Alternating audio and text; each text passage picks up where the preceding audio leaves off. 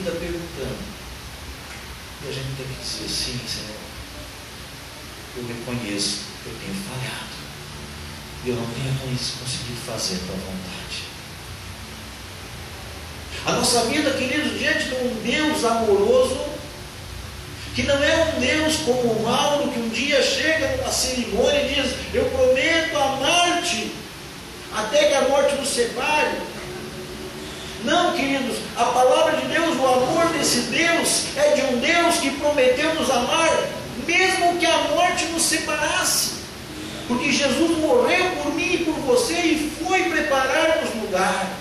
Ele morto, Ele continua nos amando. Nós falhando, Ele continua nos amando. Ele não pode voltar-se contra a sua palavra.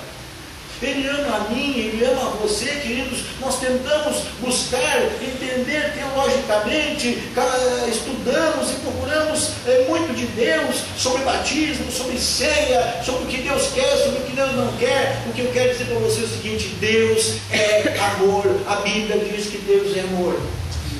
E Ele nos ama de uma forma incondicional. Ele nos ama de uma maneira totalmente diferente. Nós não conseguimos compreender esse amor. Mas nós precisamos olhar para esse amor que Ele dá para nós, amados. E se nós queremos realmente dizer: eu quero amar o meu irmão como Deus me ama, eu preciso entender algumas coisas.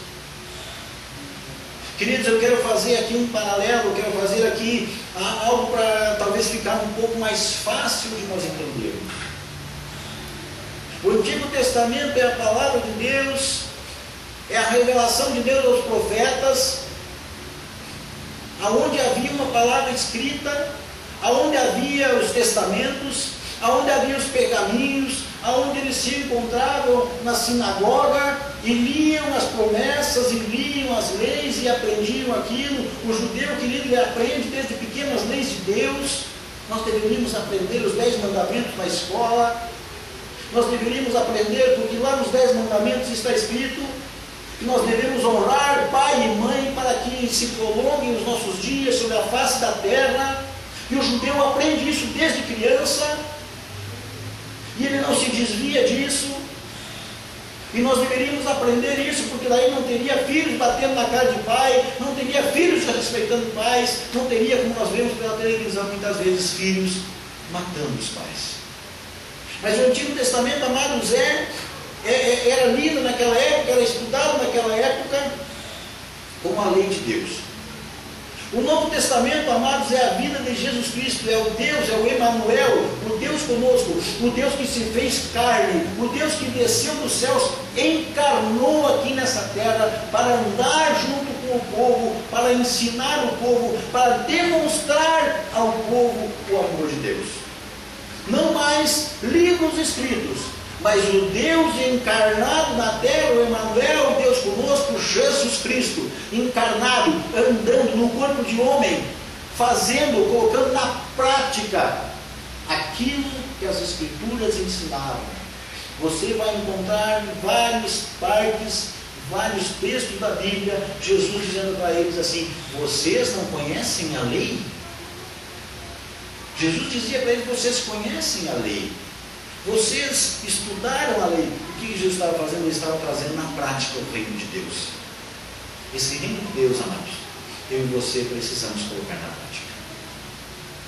Se eu quero declarar para o meu irmão, para a minha irmã, que eu o amo com o amor de Deus, porque Deus me ama e eu preciso amar o meu irmão da mesma maneira que está ali, eu preciso colocar isso em prática.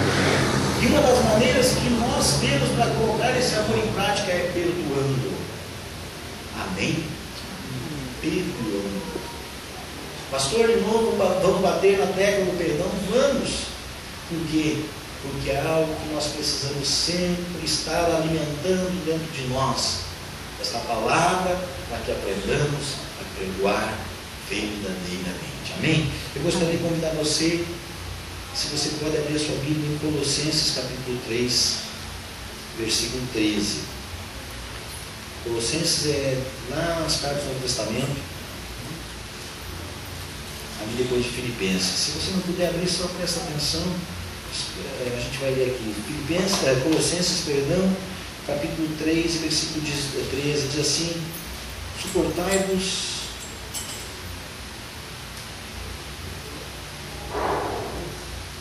uns aos outros, perdoai-vos mutuamente, caso alguém tenha motivo de queixa contra outro. Assim como o Senhor vos perdoou, assim também perdoai vós.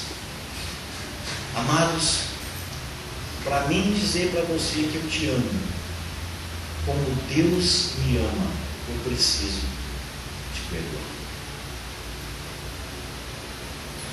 Não tem como dizer que eu te amo se eu não te perdoar. E não há escala de perdão. Eu vou perdoar uma mentirinha, vou perdoar isso, mas isso aí não tem como perdoar. Não. Tem que perdoar tudo. Ou existe algo que Deus não perdoa nas nossas vidas. Existe sim, pastor. A Bíblia diz que tem um pecado que é imperdoável. A blasfêmia contra o Espírito Santo. E talvez você já tenha se questionado algumas vezes: será que eu nunca blasfemei contra o Espírito Santo? E se eu blasfemei contra o Espírito Santo, eu não tenho perdão. E aí, o que eu estou fazendo numa igreja? O que eu estou fazendo seguindo a palavra, tentando ajeitar minha vida pela Bíblia aqui, se eu porventura blasfemei contra o Espírito Santo lá atrás? Eu vou explicar para você o que é blasfêmia contra o Espírito Santo. É o único pecado que não tem perdão, a Bíblia diz.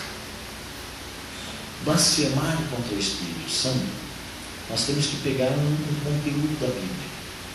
A Bíblia diz que o Espírito Santo, ele foi enviado por Deus.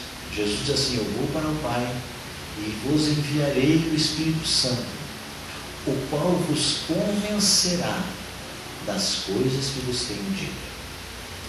O papel do Espírito Santo, amados, eu e você só cremos no que está escrito na Bíblia. Por quê? Porque o Espírito Santo está agindo na nossa vida. O Espírito Santo, então, Jesus enviou para quê? Para nos convencer do que Jesus ensinou. Eu e você não vivemos na época de Jesus. Eu e você estamos vivendo hoje. Nós estamos aqui no ano 2013, terminando o ano 2013. Nós não vivemos na época de Jesus. Então o Espírito Santo vem sobre a nossa vida e nos convence do que está escrito.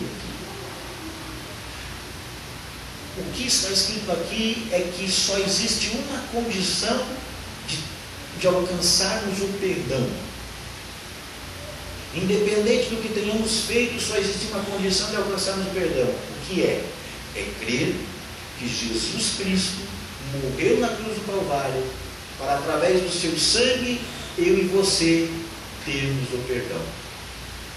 Então o Espírito Santo nos convence de que Jesus nos perdoa. Qual é a blasfêmia contra o Espírito Santo? É não crer que Jesus perdoa.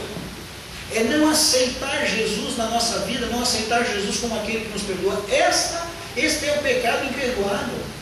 Blasfemar contra o Espírito Santo é não aceitar o que ele veio nos ensinar de Jesus. Não é você ter falado alguma coisa de Deus, ou num momento de raiva, de repente, lá aconteceu uma coisa, esse Deus que não me atende, Não, isso não é a blasfêmia. A blasfêmia é você não aceitar Jesus Cristo como aquele que veio para te salvar, aquele que morreu na cruz do Calvário para te salvar. Esta é a blasfêmia contra o Espírito Santo. Por que não tem perdão? Porque se você não crê que existe um Jesus, que um Deus, Jesus Cristo, que morreu por teus pecados, como é que você vai ter perdão? Se você não crê que alguém morreu por ti. Então essa é a blasfêmia. Então a Bíblia só diz que existia esse pecado, é não crer que Jesus perdoou. Isso é blasfemar contra o Espírito Santo. Mas todos os outros pecados, aquela briguinha que eu tive com a minha esposa, aquele deslize que eu fiz lá, aquele deslize que eu fiz aqui, tudo tem perdão. E se tudo tem perdão, e Jesus diz assim: amai-vos uns aos outros como eu vos amei, ele deu um padrão, como ele fez.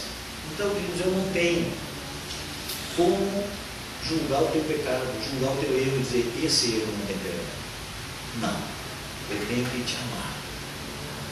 Eu tenho que amar você, te abençoar e não ficar te